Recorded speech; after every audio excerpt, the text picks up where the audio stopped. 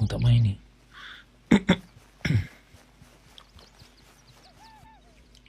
Okay.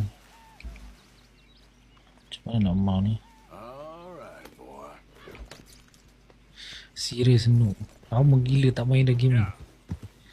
So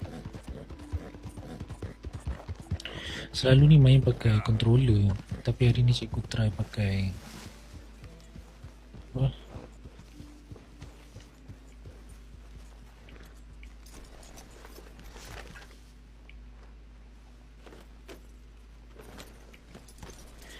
Macam mana button dia, lupa dah lah. Dia macam mana? Dia bila kita jadi cikgu ni kan,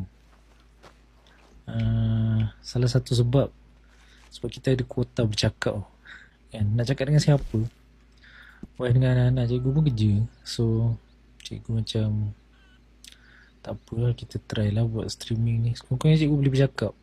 Tapi bila cikgu nak run live tak boleh, sebab dia kata, so dia buat, kita kena post something lah. So ni, this is me trying to post something. Cikgu tak tahulah korang nak tengok ke tak cikgu main ni, ataupun ada game yang korang nak cikgu tengok, nak main. Cikgu tak tahu, sebab cikgu macam, cikgu banyak main game dekat konsol sebenarnya sekarang lah. Tapi cikgu ada game yang PC juga, cumanya cikgu tak tahu nak main apa dekat PC ni.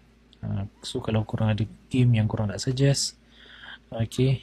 Tapi janganlah apa Gen Z punya game sangat. Cikgu tak minat.